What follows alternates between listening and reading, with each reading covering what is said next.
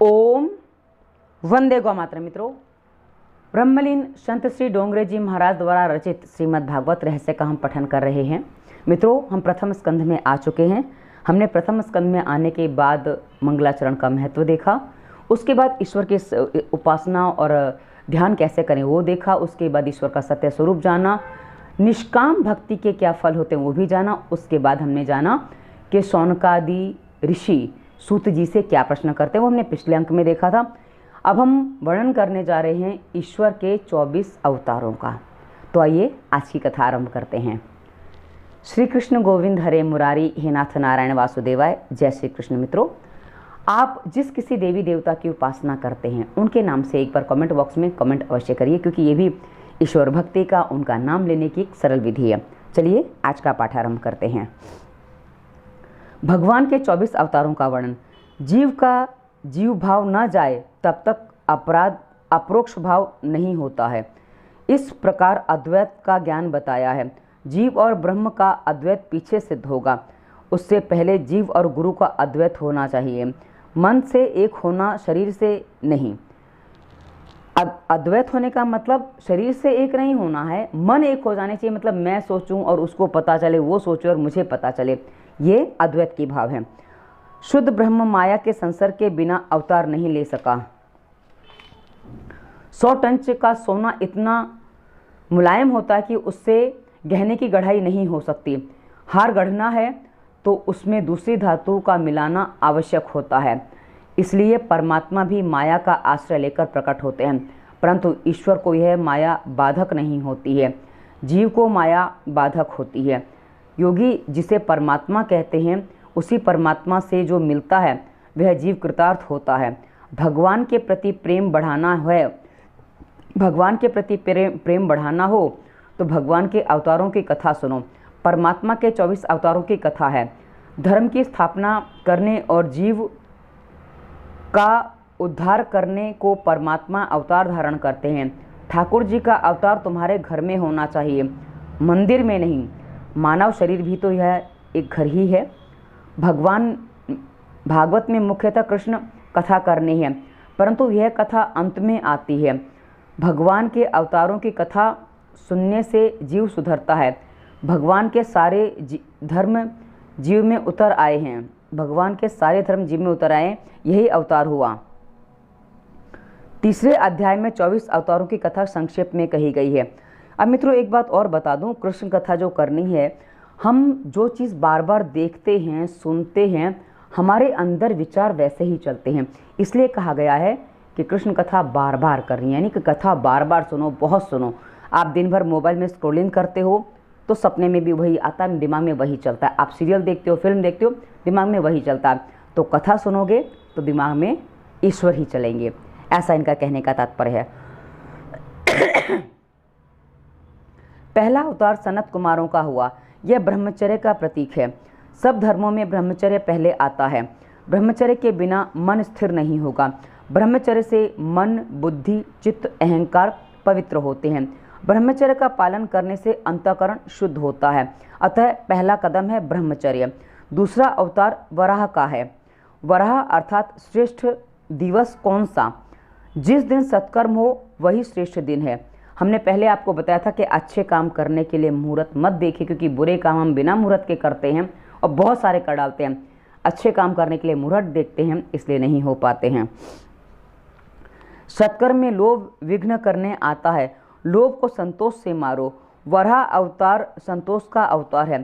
प्राप्त स्थिति में संतोष मानो। लोभ को मारकर प्रभु जिस स्थिति में रखे उसी में संतोष मानो। यह वराह अवतार का रहस्य है। तीसरा अवतार है नारद जी का।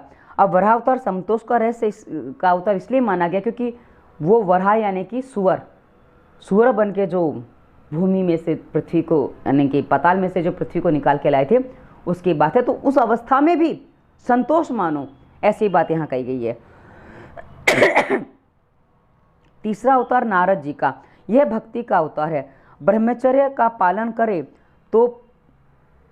करे और प्राप्त स्थिति में संतोष माने, उसके बाद नारद यानी भक्ति मिले। नारद जी भक्ति के आचार्य हैं। चौथी अवतार नर नारायण हैं। भक्ति मिले तो उसमें भगवान का साक्षात्कार होता है। भक्ति द्वारा भगवान मिलते हैं, परंतु भक्ति ज्ञान और वैराग्य बिना होगी तो दृढ़ नहीं होगी। भक्ति ज्ञान और वैराग्य सहित होनी चाहिए।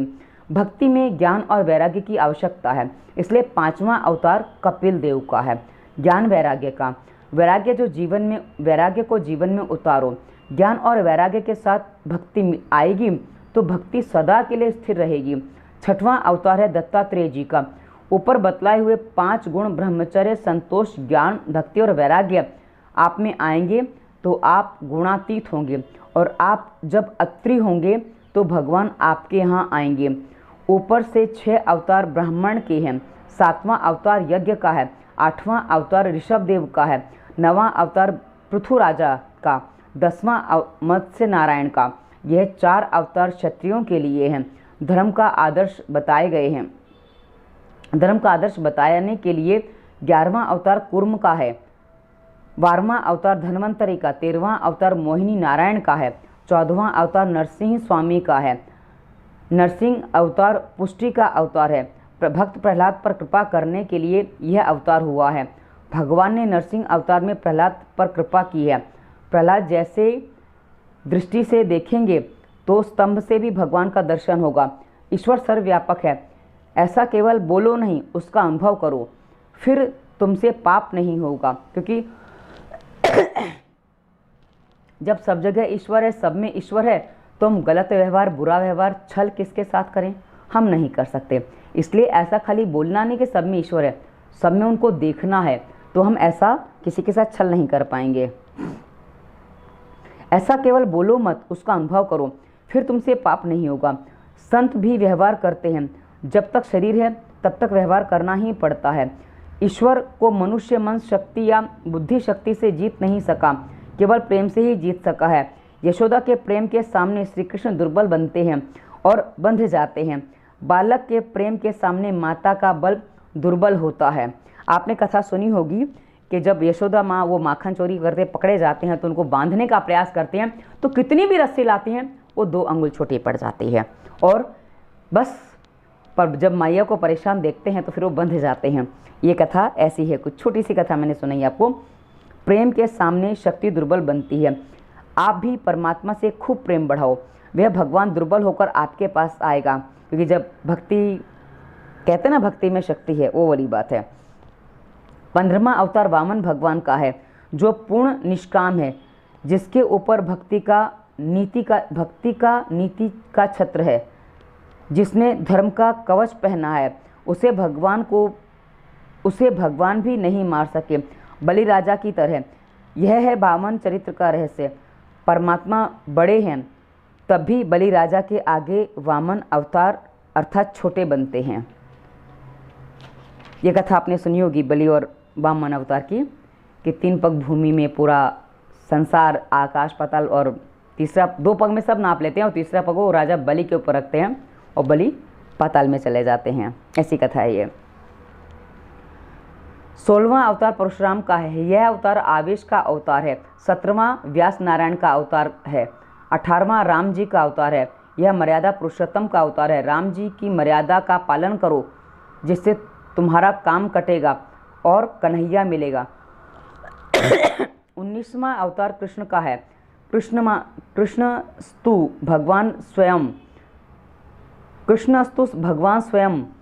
श्री कृष्ण तो स्वयं भगवान हैं। राम और कृष्ण एक हैं। मनुष्य दिन में 2 बार भान भूलता है। दिन के 12 बजे भान भूलता है और रात को निवृत्ति के काम सुख याद आता है, इसलिए भान भूलता है। इन दोनों समयों को संभालना है। सवेरे श्री राम जी को याद करो और रात को श्री कृष्ण जी को याद करो, ये दोनों समय बचाएंगे। राम जी की मर्यादा का पालन करो तो श्री कृष्ण पुरुषोत्तम पुष्टि अर्थात कृपा करेंगे। संत एकनाथ जी महाराज ने दोनों अवतारों की सुंदर तुलना की है। राम जी राजमहल में पधारे और कन्हैया कारागृह में। आप देखिए, दोनों अवतार एकदम विपरीत हैं और इसमें कर्म भी एकदम विपरीत हुए हैं। एक के नाम के अक्षर सरल हैं और दूसरे के नाम के अक्षर जुड़े हुए हैं। राम बोलना कितना सरल है राम, और कृष्ण बोलना हो तो पूरी जीभ हिलानी पड़ती है कृष्ण। कर्षण होता है। पढ़ते समय सरल अक्षर पहले पढ़ते हैं और जुड़े हुए बाद में। राम ये सरल अक्षर हैं, श्री कृष्ण के जुड़े हुए अक्षर हैं। राम जी की मर्यादा का पालन करो तो श्री कृष्ण अवतार होगा। जिसके घर में राम जी का ना पधारे वहाँ श्री कृष्ण नहीं आते। राम जी अवतार अर्थात राम की मर्यादा का पालन, ये दोनों साक्षात पूर्ण पुरुषोत्तम के अवतार हैं। बाकी के सब अवतार अंशावतार हैं। पूर्ण अवतार और अंशावतार का रहस्य यह है, अल्पकाल के लिए अल्प जीवों के उद्धार के लिए जो अवतार होता है वह अंशावतार होता है, और अनंत काल के लिए तथा अनंत जीवों के कल्याण के लिए जो अवतार होता है वह पूर्ण अवतार होता है। अब एक बात और राम और कृष्ण के बारे में जो कही जाती है, जो आप स्पष्ट देख सकते हैं कि राम जी ने जो कहा वो पूर्णतः पालन किया, पर श्री कृष्ण ने जो कहा वो कभी नहीं किया, और जो किया वो कई बार बताया ही नहीं। राम ने हर मर्यादा का पालन किया, शत्रु से भी, क्योंकि उनके शत्रु भी तो इतने महान, और रावण जो जैसा महान व्यक्ति था कि जो ज्ञानी ध्यानी सब कुछ था, और श्री कृष्ण को जो शत्रु मिले थे वो कैसे थे वो हम भी जानते हैं। इसलिए सारी चीज़ें उल्टी हैं एक दोनों अवतारों में। अवतार होता है वह पूर्ण अवतार है, ऐसा संत मानते हैं। भागवत में कथा तो करनी है कन्हैया की, परंतु क्रम क्रम से दूसरे अवतारों की भी कथा सुनकर अधिकार प्राप्त हो तो कन्हैया आए। इसके पीछे हरि, कल्कि, बुद्ध आदि अवतार हुए हैं। कुल मिलाकर 24 अवतार होने हैं। अब यहाँ एक स्थिति का जो वर्णन किया गया है वो मुझे समझ में नहीं आया है। मैंने औरों से पूछने का प्रयास किया पर कोई मुझे बता नहीं पाया। परमात्मा के 24 अवतार परमात्मा शब्द में ही दिखते हैं। अब हिंदी में जो 5 लिखा जाता है वो वैसे आता है, तो ये मैं उसको ज़्यादा डिटेल में नहीं जा रही हूँ। आपके पास पुस्तक है तो आप इसको देख सकते हैं। अब मैं इसका फ़ोटो यहाँ डाल दूँगी ताकि आप उसका फ़ोटो देख सकें कि वो क्या कैसे लिखा हुआ है, तो उतना आप देख लीजिएगा, क्योंकि मुझे वो खुद समझ में नहीं आ रहा है तो मैं उसका स्पष्ट नहीं कर पा रही हूँ। आप कर पाएँ तो आप कर दीजिएगा कमेंट बॉक्स में। चलिए आगे बढ़ते हैं। ब्रह्मांड भी ईश्वर का अवतार है। कई तो ब्रह्मांड में ईश्वर को देखते हैं, कई संसार के सब पदार्थों में भगवत स्वरूप का दर्शन करते हैं। सारा ब्रह्मांड भगवान रूप मानते हैं। सबका दृष्टा परमात्मा माया के कारण दृश्य जैसा दिखता है। स्थूल और सूक्ष्म शरीर का अविद्या से आत्मा में आरोप करने में आया है। जो परमात्मा में आत्मा स्वरूप के ज्ञान से यह आरोप दूर किया जाए, जो हो सकता है उस ब्रह्म का साक्षात्कार होता है। इसको फिर से पढ़ती हूँ। जो आत्मा में आत्मा स्वरूप के ज्ञान से यह आरोप दूर हो जाए, जो हो सकता है, जो दूर हो सकता है वो हो जाए, उस ब्रह्म का साक्षात्कार होता है। इति तद ब्रह्म दर्शनम का सिद्धांत समझ में आएगा, यानी कि सब जगह ब्रह्म को देखना तभी समझ में आएगा। भगवान वेद व्यास जी ने भागवत चरित्रों से परिपूर्ण भागवत नाम का पुराण बनाया है। भगवान श्री कृष्ण ज्ञान आदि सहित स्वधाम पधारे तो इस कलयुग में अज्ञान रूपी अंधकार से लोग अंधे हुए। उस समय भागवत पुराण प्रकट हुआ और यह पुराण सूर्य रूप है। सुखदेव जी ने राजा परीक्षित को यह कथा सुनाई। उस समय मैं वहाँ उपस्थित था। अब यथामति यह पुराण कथा मैं आपको सुनाता हूँ। अब आगे जो कथा आ रही है, महर्षि व्यास का असंतोष और भगवान के यश कीर्तन की महिमा। क्योंकि भगवान महर्षि व्यास को असंतोष होता है, वो क्या होता है असंतोष, आप उसको आगे अगले अंक में सुनेंगे। मैं आपको एक छोटा सा फ़ोटो इसी वीडियो के साथ डाल दूंगी, आपको जहाँ वो है वहाँ पूरा वो फ़ोटो मिल जाएगा। चलिए आज की कथा यहीं पूर्ण करते हैं। श्री कृष्ण गोविंद हरे मुरारी, हे नाथ नारायण वासुदेवाय। जय श्री कृष्ण। धन्यवाद। वंदे मातरम।